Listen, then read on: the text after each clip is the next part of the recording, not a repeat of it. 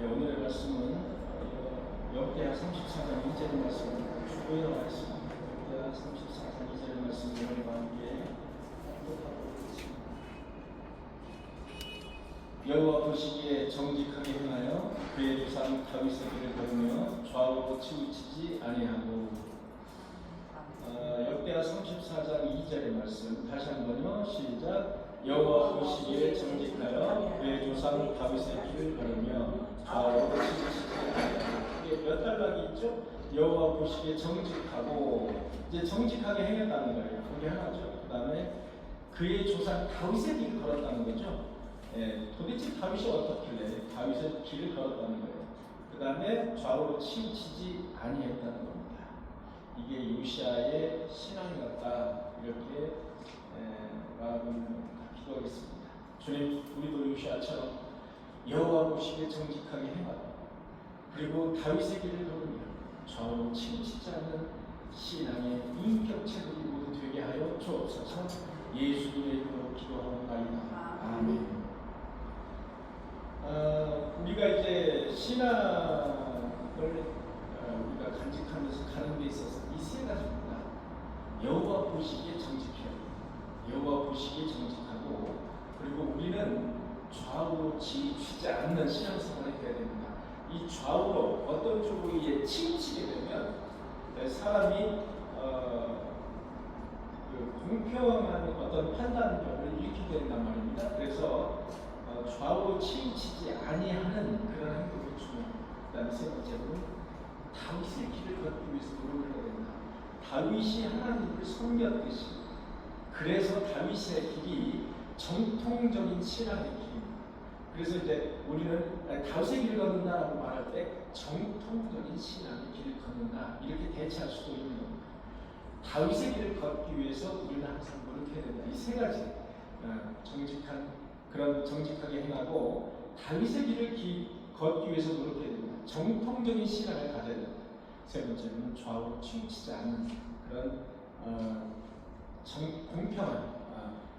공평한 그런 길을 가야 된다. 이것이 이제 우리 신앙의 인격체들이 갖는 그런 신앙의 길입니다.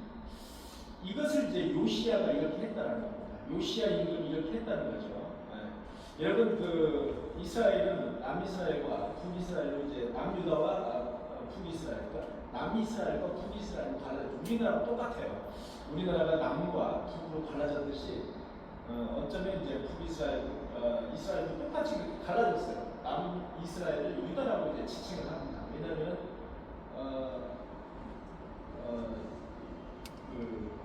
12지파 중에서 유다 지파가 이제 베냐민하고 유다 지파가 밑에 있거든요. 그래서 이제 여기를 이제 유다라고 이렇게 칭하고 있습니다. 사실상. 그래서 이제 남유다라고 하고, 이제 사마리아, 북이스라엘의 수도는 사마리아죠. 사마리아 그쪽으로 이제 북이스라엘이라 이렇게 칭했습니다. 그런데 이제 북이스라엘의 왕들의 면면을 보면은, 여러분들에게 북이스라엘의 왕에 대해서 말씀을 드리지 않는 이유는, 북이스라엘의 왕에 대해서 성경은 그렇게 비중 있게 다루지 않는 이유가 있습니다. 왜냐하면 하나님 보시기에 패악한 길만 걸었던 왕들이에요. 거의 다.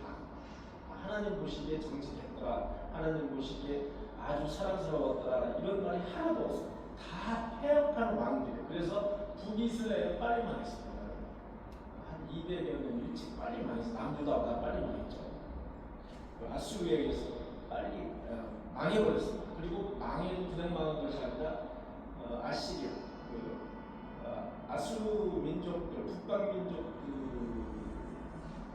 일부가 북이스라엘로 와서 이제 이주시켰고, 또 북이스라엘의 일부를 아수르에 가서 이주시켜서 혼혈 정책을 폈어요. 그래서 완전히 이스라엘의 피를 그냥 어찌 보면 그냥 이렇게 혼혈 합해버립니다. 옛날에 우리 일본인들이 우리나라에 와가지고 이제 우리나라 사람들은 많이 변화하고 그랬지 않습니까? 여기는 훨씬 더 했죠. 일부러 혼혈 정책을 폈어요. 그래서 이스라엘의 피를 완전히 없애버리려고 노력을 했던, 그게 이제 북이스라엘이었습니다. 그래서 남유다와 북이스라엘을 통틀어가지고 여러분, 훌륭한 왕이다 그러면 몇 왕을 꼽을 수가 있어요. 예를 들어서 사울 임금, 그 다음에 다윗이죠. 다윗 다음에 누구죠? 솔로몬이잖아요. 솔로몬 다 합쳐가지고 몇몇 임금을 꼽을 수가 있는데 그 중에 다윗을 꼽을 수가 있어요. 그 다음에 솔로몬 임금을 꼽을 수가 있어요. 솔로몬 임금이 예를 들어서 나중에 어떤 우상을 섬기기도 했습니다만은 어쨌든 하나님의 사랑을 받은 사람, 솔로몬. 어쨌든 간에 하나님의 사랑을 듬뿍 받은 사람. 그래서 성경에 성경이 여러 번 솔로몬 임금의 말씀이 여러 번 이제 들어가 있는 걸 보면은 솔로몬 임금 상당히 위대한 임금이다라고 우리가 말하지 않을 수가 없습니다. 솔로몬 임금, 그 다음에 예를 들어 히스기야와 또는 요시야와 이런 사람들이 상당히 걸출한 그런 왕들이었다 이렇게 보면 됩니다. 여러분, 종교 개혁이라고 하면은 옛날에 우상을 대거 타파했던 그런 왕들, 종교 개혁을 하는 왕들이거든요.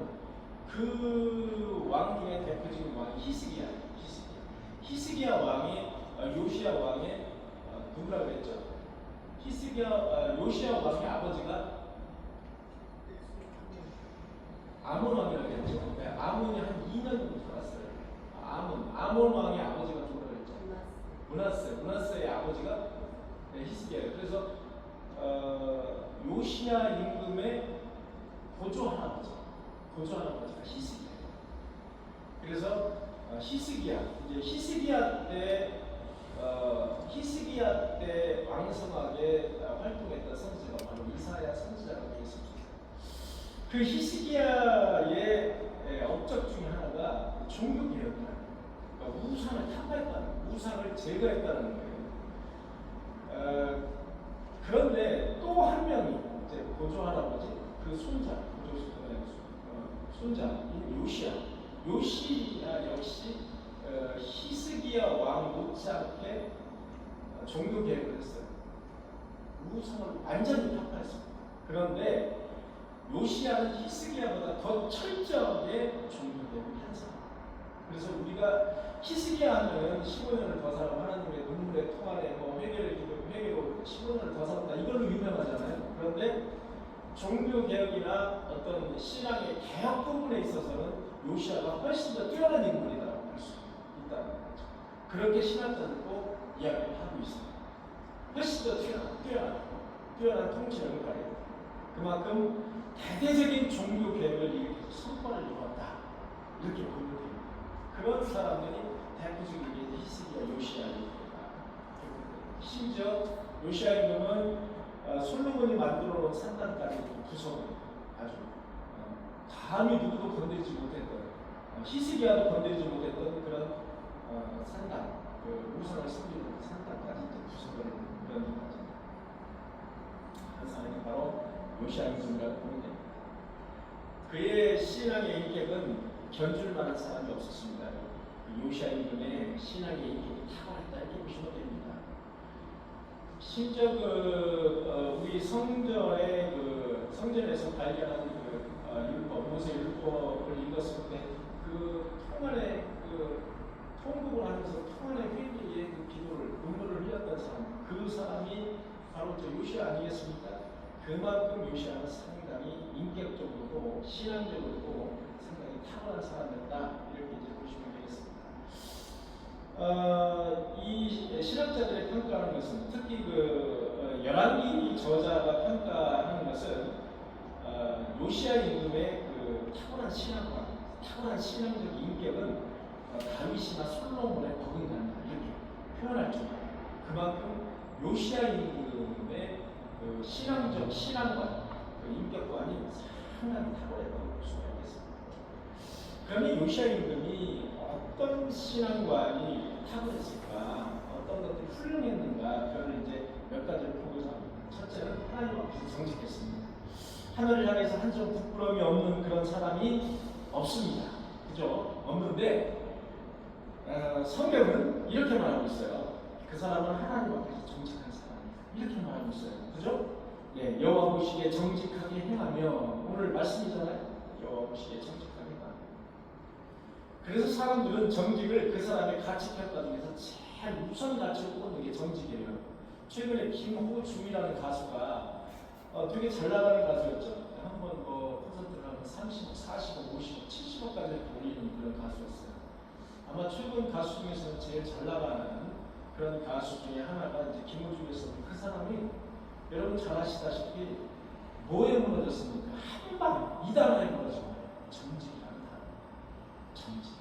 이 정직이라는 단어에 이 한방에 무너진 거예요. 그 회사가 부도나 버렸어요. 여러분. 그냥 한방에 끝난 거예요. 이만큼 정직. 여러분 사람을 평가하는 가치 중에서 가장 최우선으로 꼽는 게 정직입니다. 정직. 사실 어렵죠. 정직한 게 쉽고가 좀 어렵습니다. 예를 들어서 그 당시에 술 먹고서 이제 남의 차를 막 이렇게 추월하고 가는 장면이 나오잖아요.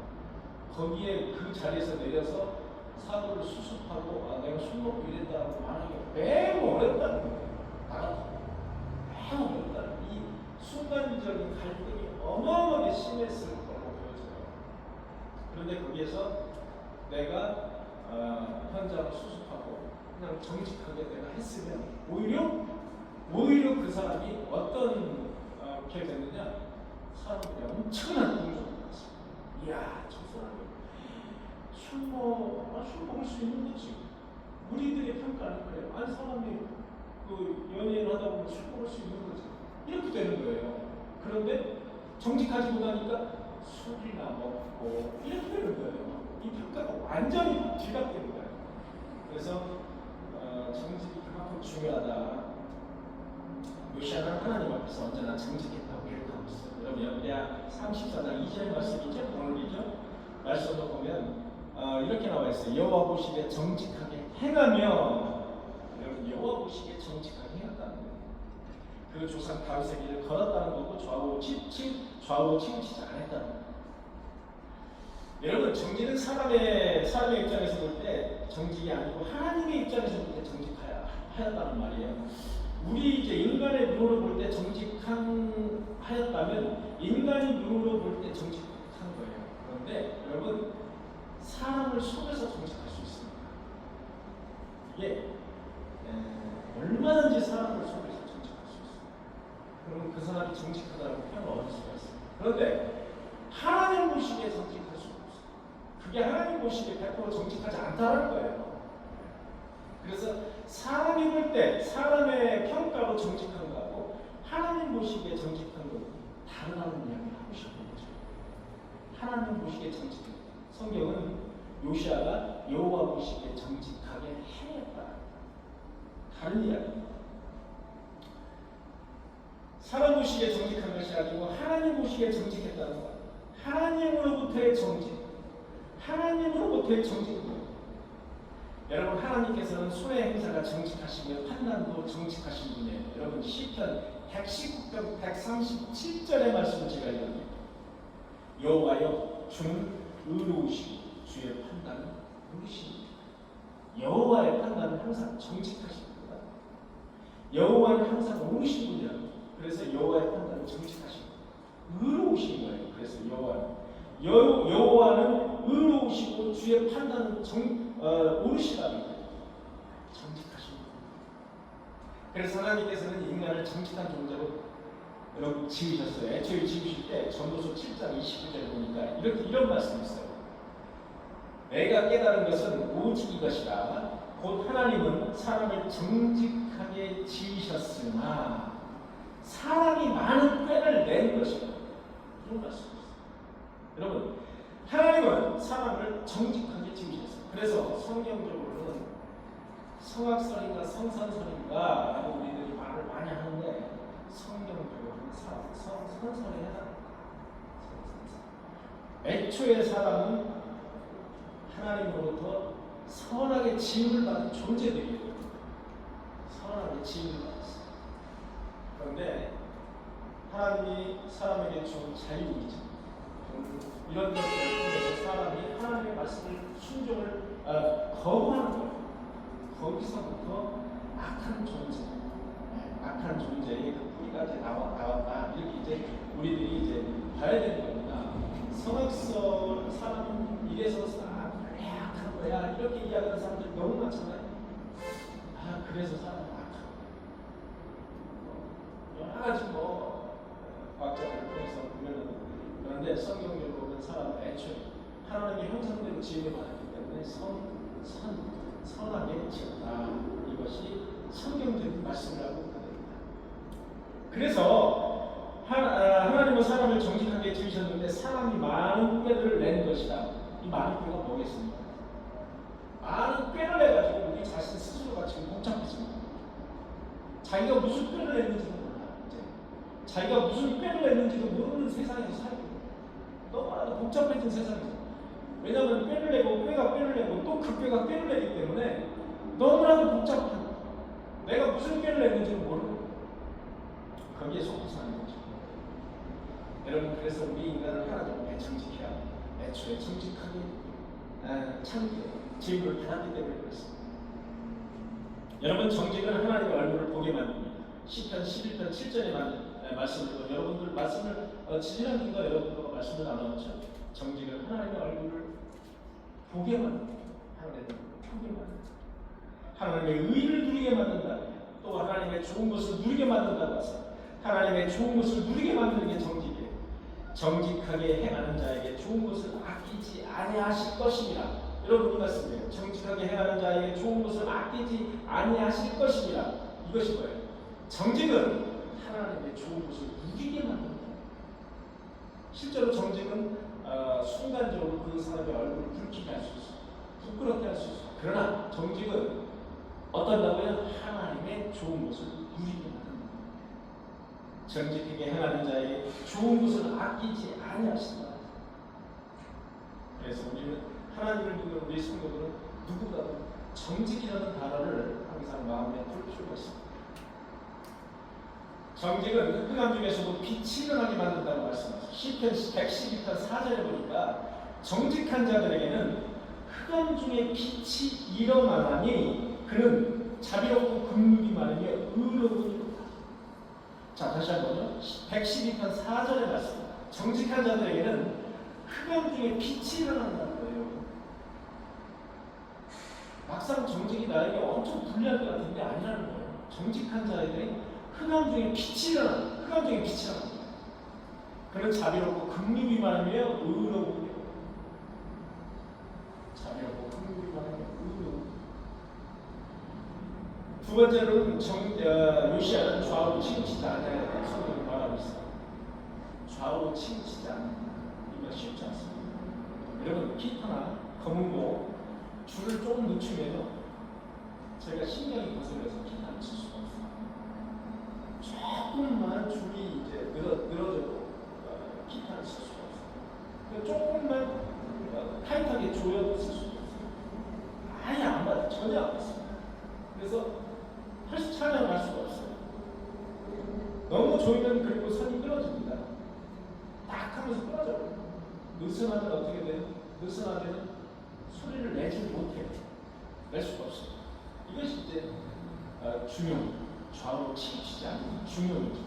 여러분 모세는 하나님께서 명령하신 대로 좌우, 우로 치우치지 말라. 여러분 신명기 5장 32절 말씀에서 모세가 이렇게 말합니다. 하나님께서 명령하신 대로 좌우나 우로나 치우치지 말라. 이게 신명기 5장 32절 말씀입니다. 하나님께서 명령하신 대로 좌우나 우로나 치우치지. 여러분 우리는 좌우나 우로나 치우치지 않는 이 중간자의 입장, 중용. 이 입장을 항상 견지를 해야 돼요. 교회에서도 마찬가지입니다. 교회에서도 집사를 먹고 살고 하는데 이 집사는 아주 막 거의 거미줄 치는 거예요. 왜 그렇게 거미줄을 치는지 살기 아주 피곤해요. 그런데 두 사람을 이제 목사가 놓고 볼 때 이 집사는 11정도를 많이 해요. 그래서 살기 이 거미줄은 11조도 안 하네. 11조도 안 하고 거의 헌금도 5,000원 이런 식으로 헌금을 이제 해요. 그런다고 볼 때 목사의 입장에서 여러분 어떻겠습니까? 이 목사의 입장에서 둘이 공평하게 대하기가 매우 인간적으로 어렵습니다. 구역에 사시는 집사님이 예를 들어 한 달에 실제로 100만 원 한다고 해요. 가정. 그리고 2층 공식을 좀 하자. 그리고 형편이 너무 나쁘죠. 자, 이럴 때 예를 들어서 이제 A라는 집사가 이제 교회에 나와요. 한학기 맞아. 식사를 하시고 이 집사는 B라는 집사가 나왔는데 이렇게 집사들에서 왔어. 누구는 많이 잘했다. 왔어. 누구는 많이 잘했구나. 그런데 그 당사자들은 다른 거예요. 당사자. 그래서 저나 여러분들이나 이 한국 직분자 여러분들이나 저나 이 이제 B 복을 받지 못하고 축복, 삶의 축복을 받지 못하고 길이 되면 이 이제 왜 축복을 받지 못하는지는 모르겠어요. 이래 막 삶에 막 하루 먹고 벌어서 하루 먹는 이런 그 승부를 우리가 중국이 좀 해줘. 더 위로해줘. 분들도 해줘. 힘을 잃지 않으세요. 그 사람은 위로받을 수 있는 곳이 교회가 없어요. 그걸 아셔야 돼요. 사회에서는요 위로해주지 않습니다. 절대.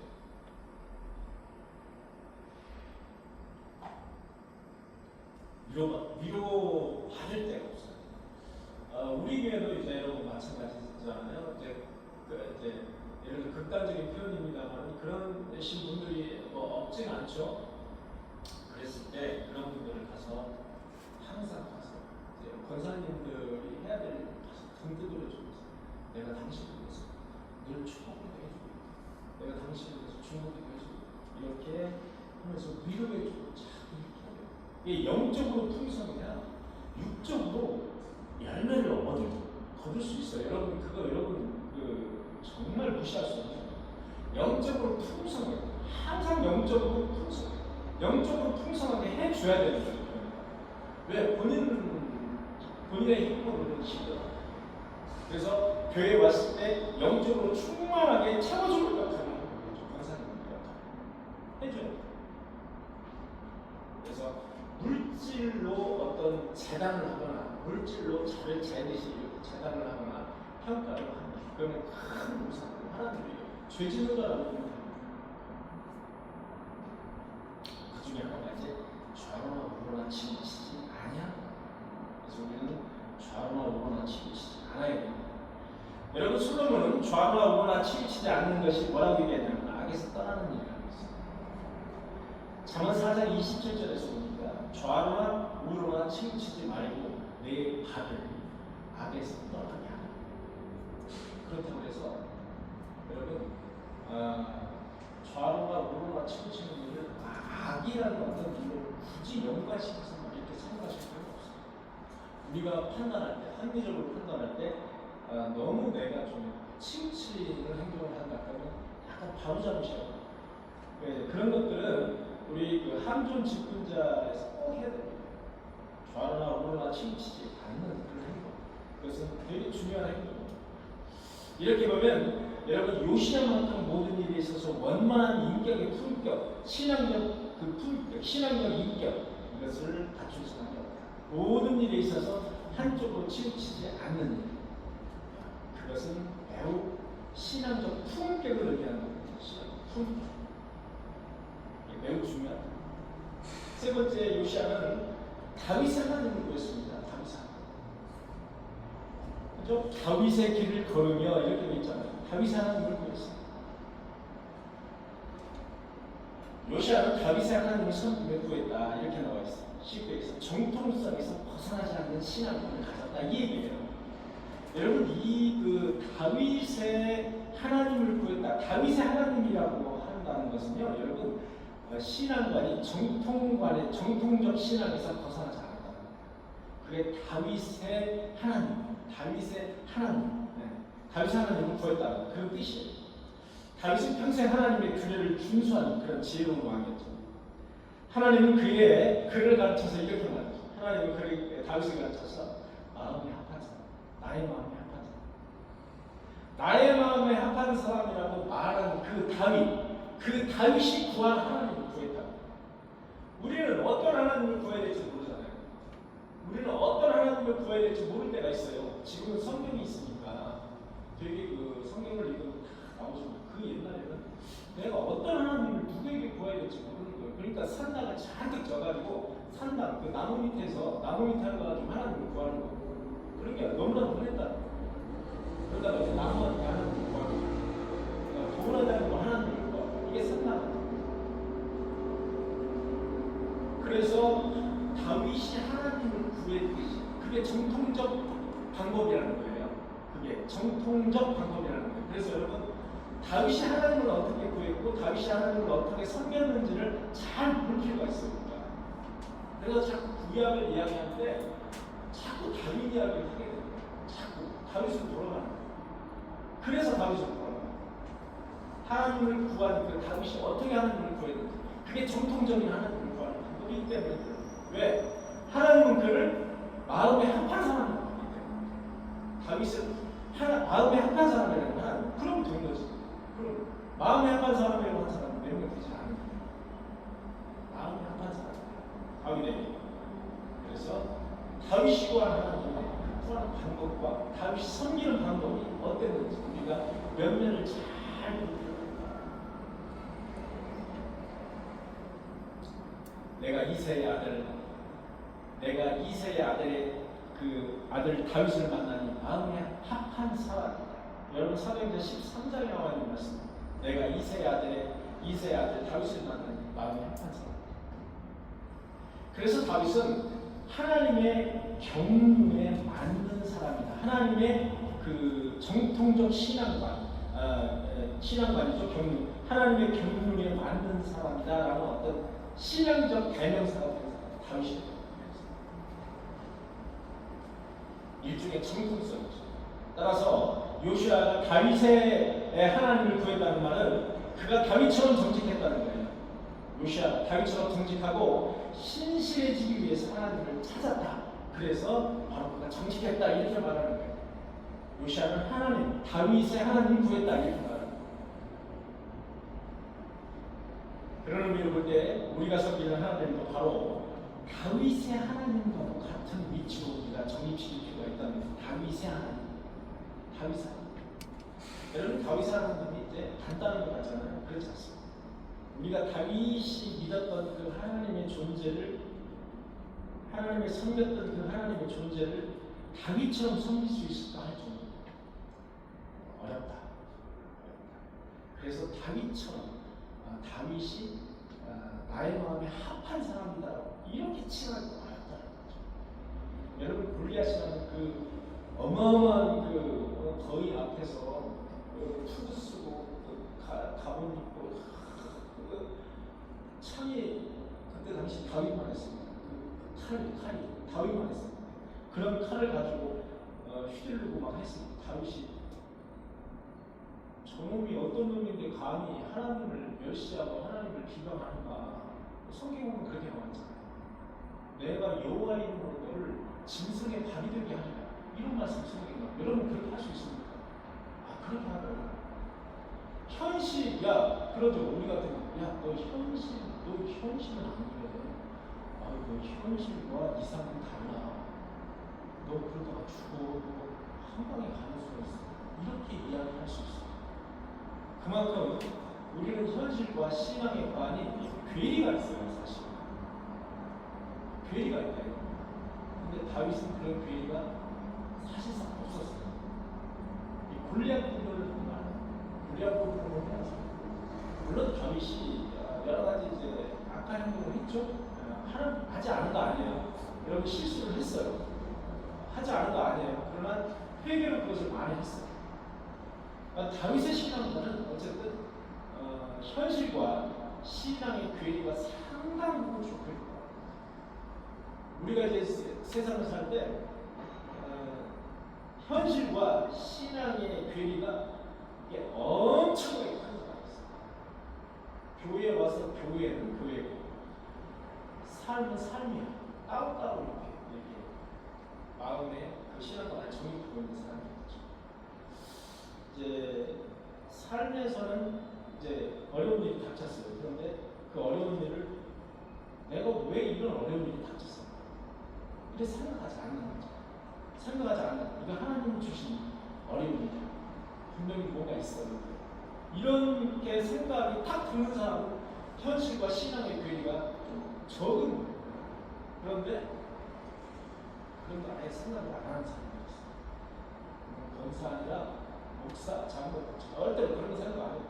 우선적으로 돈으로 해결하거든요. 우선적으로 나의 힘과 나의 능력으로 해결하는 사람 대부분이라고 해요. 이렇게 다윗은 어려움이 닥쳤을 때 이렇게 블레셋이 쳐들어왔다는 것은 국가적인 일 아닙니다. 국가적인 일을 닥쳤을 때 선뜻 나서는 것도 이건 쉽지 않은 일이고 거기에서 큰 소리 치면서 돌팔매질을 골리앗에게 돌팔매질을 해가지고 다윗이 쓰러뜨리는 일은 더더욱 힘든 일입니다. 그래서 우리는 다윗처럼 하나님을 섬긴다라는 그 말은 다시 한번 말씀드립니다만 현실과 이 신앙의 괴리를 좁히는 얼마나 좁혀졌느냐의 문제예요. 그게 바로 소위 우리가 말하는 신앙이고 그게 바로 이제 믿음이라고 할 수 있습니다. 그 사람의 믿음의 척도, 신앙의 척도라고 할 수가 있습니다.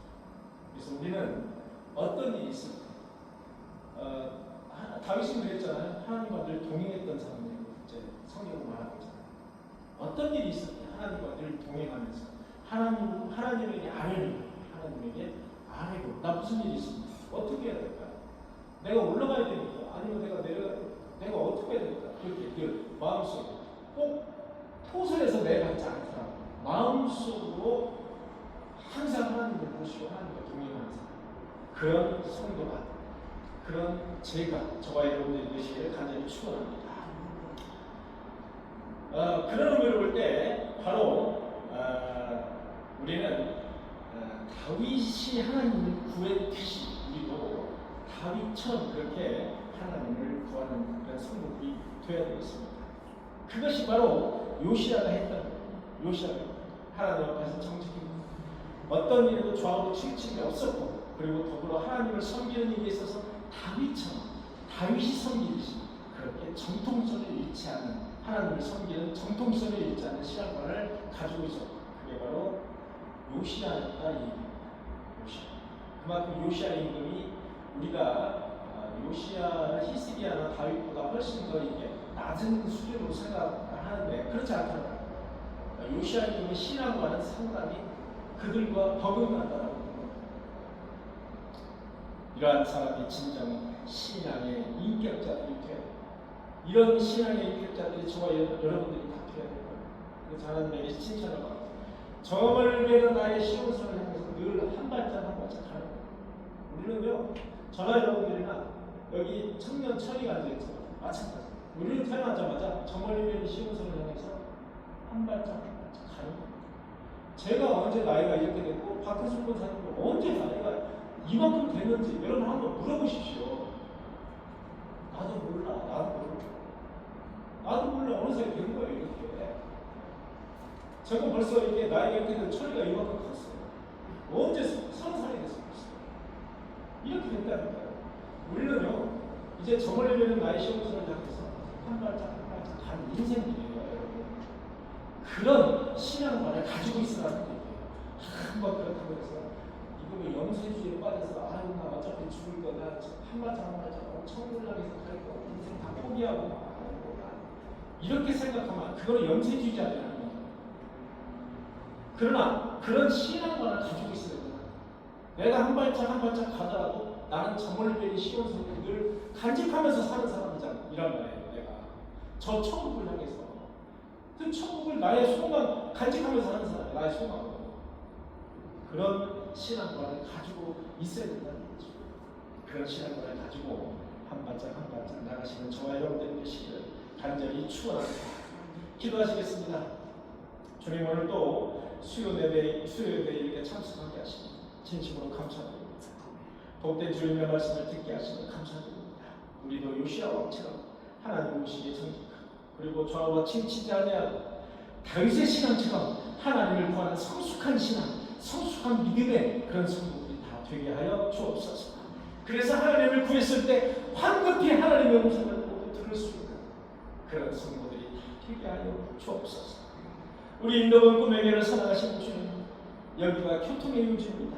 교통의 요지인 것처럼 하나님을 섬기는 요지가 되게 하시고, 다윗처럼 정통적 신앙관을 갖는 사람들이 많이 모여서 하나님께 찬양하며 하나님을 섬기며 하나님께 예배하는 그런 성도들, 많은 성도들이 나와서 예배할 수 있는 그런 장소가 될 수 있게 주님께서 축복하여 주옵소서. 주인이 종에게 이르되 너희는 길과 산을 울타리로 나가서 사람을 강론하야 되느라 내 집을 채우라. 내가 이렇게 말하노니 전에 청하였던 사람들은 하나도 내 잔치의 맛을 보지 못하리라 하였다 하시네. 지금도 주님은 주님의 잔치에 참여하기를 청하시고 계십니다. 겸손한 마음으로 주님의 잔치에 참여하였습니다.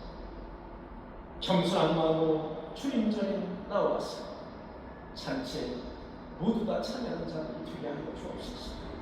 지금도 청하시는 하나님의 잔치에 모두 다 참여하는 성도, 모두 다 참여하는 우리 안양 시민들, 하나님을 경외하는 그런 사람들이 모두 다 될 수 있도록 주님께서 이 촉촉의 잔치 축복하여 주옵소서. 우리 인도원 교회 성도들에게 강건함을 주시고 물질적으로 목이 마르지 않고 영육간에 주님께서 넉넉하게 채워 주옵소서. 행여나 물질과 건강 때문에 주님을 섬기는 일에 지장이 있지 않게 주님께서 골고루 그의 삶의 골고루 비를 내려 축복하여 주옵소서. 예수님의 이름으로 간절히 기도하옵나이다. 이제는 우리 구주 예수 그리스도의 하나님 아버지의 원하시는 사랑과 성령님의 교통하심이 요시아처럼 정직하며 좌우로나 우로나 치우치지 아니하며 달시고했던 그 하나님을 구하기를 원하는 인도원 고백교회 성도들 머리 위에, 그의 가정과 자녀 위에, 그리고 그들이 영위하는 직장과 사업 위에 지금부터 영원토록 함께 하시기를 간절히 축원하옵나이다. 아멘. 빠뜨린 것이 있습니다. 감사함은 저희 가정에서 송천이 공부하다가 무사히 귀국하게 하시니 감사드립니다. 공부가 끝날 때까지 건강 지켜주시고 하나님께 영광되는 자녀가 되게 하시고 공부를 통해서도 하나님의 영광을 드러내는 자녀가 되도록 주님께서 인도하여 주옵소서. 저희 가정에서 감사드리겠습니다. 기도하겠습니다. 주님 감사합니다. 우리 송천이 자녀 이렇게 공부를 하다가 무사히 부모 곁으로 귀국하게 하시는 진심으로 감사를 드립니다. 그의 공부가 아직 남지 않았습니다. 얼마 남지 않았습니다. 공부가 끝날 때까지 그에게 건강 지켜주시고 그에게 능력 주시고 하나님께 영광이 되는 자녀가 되게 하시고 공부를 통해서 그 목적이 하나님께 영광을 돌려드리는 것이 그의 목적이 될 수 있도록 주님께서 인도하여 주옵소서. 주님께서 그의 생애를 책임지시고 그의 생애에 주님께서 축복으로 인도하여 주옵소서. 이 모든 말씀 예수 그리스도의 이름으로 간절히 기도하옵나이다. 아멘.